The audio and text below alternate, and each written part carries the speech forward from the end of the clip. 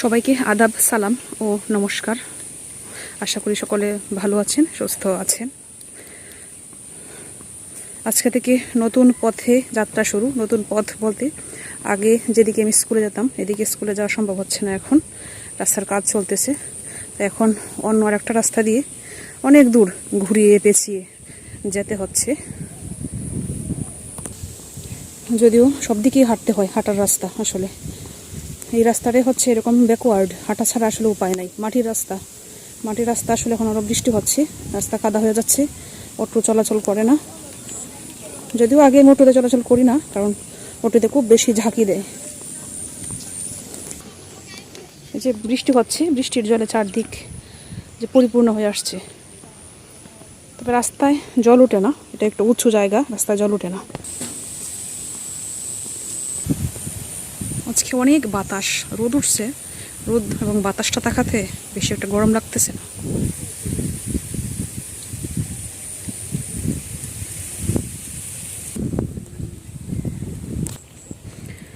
এখন আসলে অনেক কষ্ট করে স্কুলে যেতে হয়, অনেকটা দূর হয়ে গেছে আমার জন্য। কারণ আগে যে রাস্তায় আমি স্কুলে আসা যাওয়া করতাম এই রাস্তা তো যেতে পারছি না, এখন একটু দূরে ঘুরিয়ে যাওয়া লাগে, তো অনেক কষ্ট হয়। তারপরে আসলে কিচ্ছু করার নেই, ছুটি নিতে পারছি না। কারণ আমাদের স্কুলে হচ্ছে শিক্ষক সংকট, 6 পোস্টের স্কুল, 4 জন কর্মরত।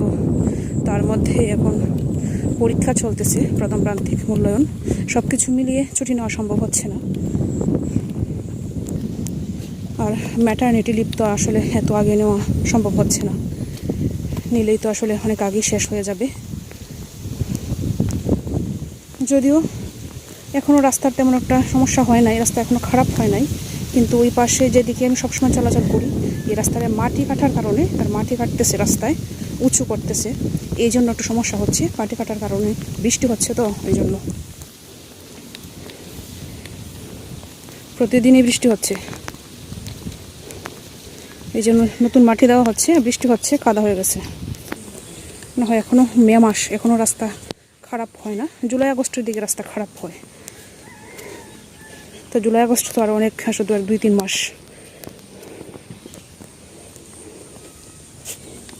হয়তো যদি এখন প্রতিদিন মানে অনেক রোদ উঠে মাটি কাটাও শেষ হয়ে যায়, বৃষ্টি না হয়, তবে হয়তো রাস্তাটা আবার ভালো হয়ে যাবে। এদিকেও যে রাস্তা খুব ভালো এরকম নয়, যে দেখেন এদিকেও মাটি কাটা হয়েছে কিছুদিন আগে।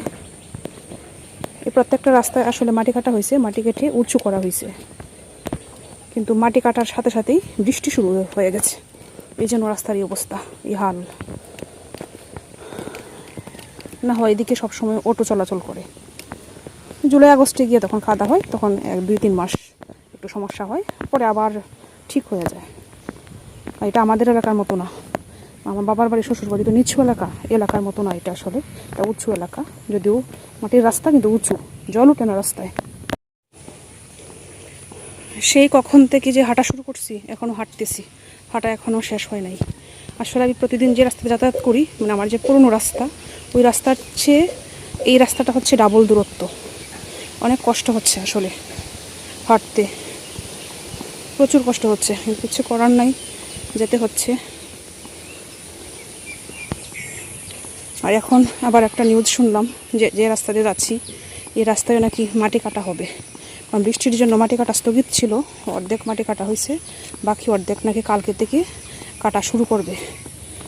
তো এখন আপনারাই বলেন আমি কি করব? ওইদিকেও মাটি কাটতেছে, এদিকেও মাটি কাটবে, আমি কোন দিকে যাব? আর যদি বৃষ্টি হয় তাহলে তো আরও সমস্যা। এখন তো বৃষ্টি হবে, বৃষ্টির সময়। আর এই জায়গা থেকে ট্রান্সফারটা আসলে আমার সো টাফ, কারণ হচ্ছে একেতে হচ্ছে শিক্ষক সংকট, নতুন শিক্ষক না আসা পর্যন্ত আমি যেতে পারবো না। আর হচ্ছে আমি যেদিকে যেতে চাই, কলমাকান্দা উপজেলার আশেপাশে, সদরের আশেপাশে, ওইদিকে ট্রান্সফার হওয়া আসলে সো টাফ। কারণ এদিকে সিনিয়র জুনিয়র একটা ব্যাপার স্যাপার থাকে, সিনিয়ররা বেশি প্রায়োরিটি পায়। তো সবাই তো আসলে ভালো একটা জায়গা চায়, ভালো জায়গায় তার এটা চায়, মানে প্রতিষ্ঠানটা চায়, আরামায় এসে কাজ করতে চায়, সবাই তো ভালো জায়গায় যেতে চায়। এই জন্য আসলে সদরের আশেপাশে যাওয়া সো টাফ। তবে গ্রাম এলাকায় সমস্যা হয় না তোটা। তবে সব সময় তো আর মানে সুবিধা মতো স্কুল পাওয়া যায় না আসলে। অনেক সময় দেখা যায় সুবিধা মতো স্কুল পাওয়া যায় না।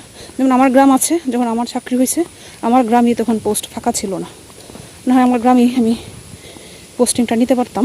পোস্ট ফাঁকা ছিল না, যেতে পারি না। তো আমার গ্রাম হলেও তো আমি আমার বাড়ি থেকে করতে পারতাম, এতটা কষ্ট হইতো না। আমার বাড়ি থেকে স্কুল কাছে, আমাদের গ্রামের স্কুল। তখন ফাঁকা ছিল না, যখন ফাঁকা হয়েছে তখন আমি ট্রান্সফার হইতে পারি না, কারণ আমার স্কুলের শিক্ষক নাই, শিক্ষক সংকট। জীবনটা আসলে অনেক কষ্ট রয়ে গেছে, যদিও আসলে আমি এত কষ্ট মনে করি না। কষ্ট কপালে থাকলে কষ্ট করতে হবে, কিন্তু এই মুহূর্তে একটু কষ্টই মনে হচ্ছে। না, হাঁটতে যে আমার খুব খারাপ লাগে এরকম না আসলে। আমি হাঁটি, সবসময় হাঁটি, প্রতিদিনই তো 20 মিনিট হাঁটি, কিন্তু এখন হাঁটাটা আসলে অতিরিক্ত হয়ে যাচ্ছে। আর তো বৃষ্টির দিন, তো সবাই আমার জন্য আশীর্বাদ করবেন, দোয়া করবেন। আমি যেন সামনে আমাদের একটা ভ্যাকেশন আসতেছে, summer vacation and Eid vacation একসাথে, বেশ কয়েকদিন বন্ধ থাকবে। আমি যেন এই বন্ধ পর্যন্ত যেতে পারি কোনো রকমভাবে, পরে যা করি করব। বন্ধটা বেশ কয়েকদিনের, 3 তারিখ থেকে 23 তারিখ পর্যন্ত, 3 জুন থেকে 23 জুন পর্যন্ত বন্ধ, মানে summer vacation plus Eid vacation একসাথে দুইটা।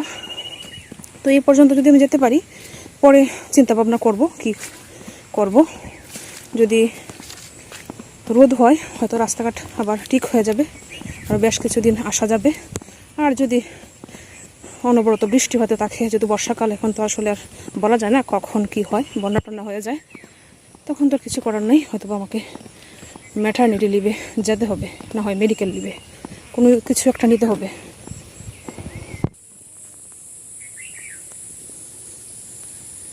এইগুলো হচ্ছে সবগুলো আখের বাগান।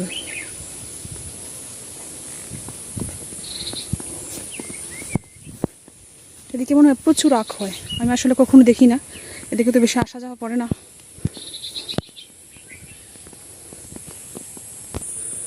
যে আমি এদিকে হাঁটতেছি আর কথা বলতেছি, শরীর দেখে আমার প্রচুর ঘাম ঝরতেছে।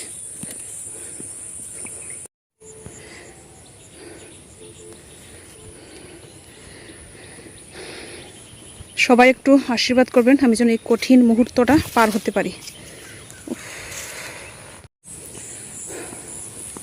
অন্যদিন আমি টিফিন নিয়ে আসতাম, আজকে পর্যন্ত আমি টিফিনটা নিয়ে আসি নাই, কারণ আমি জানি অনেকটা আমার রাস্তা হাঁটতে হবে, আসলে খুব কষ্ট লাগে।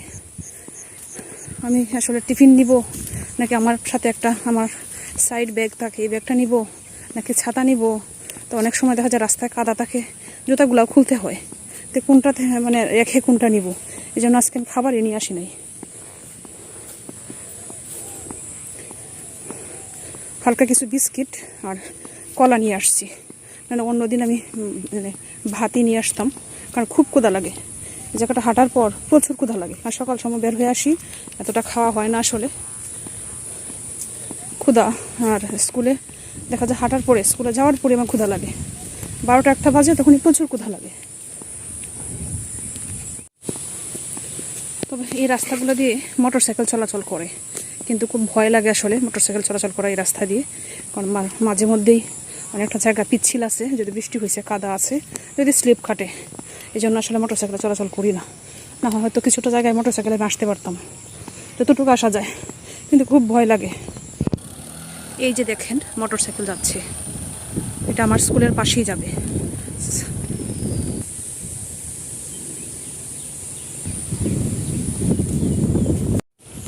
স্কুলটা সামনেই, চলে আসছি।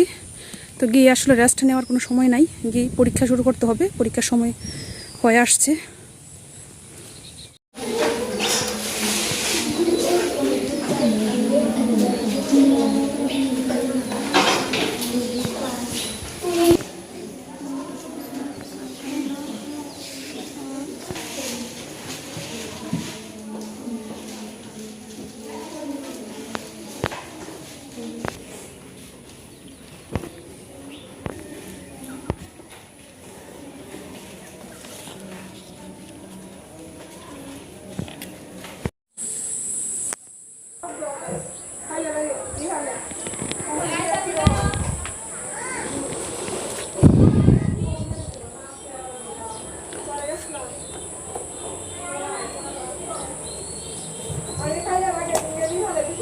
মাত্রই স্কুল থেকে আসলাম, তো একজন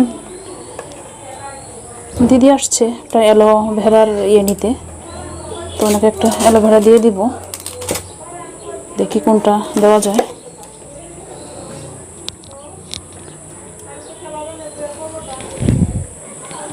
ও আচ্ছা, গতকালকে একটা আমি অ্যালোভেরার ভেঙে রাখছিলাম, এটাই দিয়ে দিব, এই যে ওইটাই ওনাকে দিয়ে দিব।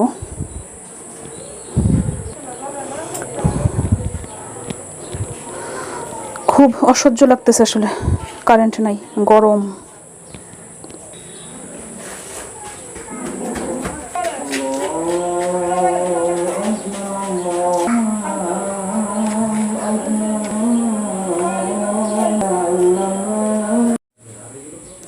তো স্কুল থেকে মাত্র বাসায় আসলাম, তো বাসায় এসে হচ্ছে আর এক যন্ত্রণায় পড়লাম। গতকালকে রাত্রে থেকে কারেন্ট নাই, তো সকালে ঘুম থেকে উঠে দেখি জল নাই। যা জল ছিল ওইটা সকালবেলায় একটু রান্না করে খেয়ে স্কুলে চলে গেছি। তারপরে বেশি কিছু রান্না করতে পারি নাই, জল ছিল না, ফ্রেশ ট্রেশ হয়ে জল ছিল না তেমন আর। তো ডিম সিদ্ধ, তারপর হচ্ছে ডাল আর করলা ভাজি করে খেয়ে গেছিলাম সকালবেলায়। তো এখন আসলাম, ভাবলাম হয়তো তো কারেন্ট চলে আসছে, তো জল তো অবশ্যই আসবে। তো এসে দেখি কারেন্ট এখনও আসে নাই, এখনও পর্যন্ত কারেন্ট আসে নাই। তো রান্নাবান্না করা যাচ্ছে না, তারপর হচ্ছে ফ্রেশ হওয়ার মতো জলটাও বাসায় নেই। তো এখন মনে হচ্ছে জলও কিনে আনতে হবে, খাবারও কিনে আনতে হবে, রান্নাবান্না করা নাই, খেতে তো হবে, স্কুল থেকে আসছি, অনেক ক্ষুধা লাগছে। আর আসলে কারেন্ট যে কেন নাই ঠিক জানি না, গতকালকে যে খুব বেশি ঝড় তুফান হয়েছে এরকমও না, কিন্তু গতকালকে রাত্রে থেকে কারেন্ট নাই। এত সময় আসলে কারেন্ট মানে রাখে না, নিয়ে রাখে না, দিয়ে দেয়। বাজারে আসলে এত সময় রাখে না, গ্রামে রাখে বেশি সময়, অনেক সময় একদিন যদি ঝড় তুফান হয় তাহলে, এছাড়া এত সময় কারেন্ট আসলে নিয়ে রাখে না। জানি না আসলে কেন কারেন্টটা দিচ্ছে না। তো খুব জল পিপাসা পাচ্ছে, মানে জল পিপাসার যে জলটা যে জলটা খেয়ে মানে পিপাসা মিটাবো, এই জলটা পর্যন্ত ঘরে নেই, কিনে নিয়ে আসতে হবে এখন।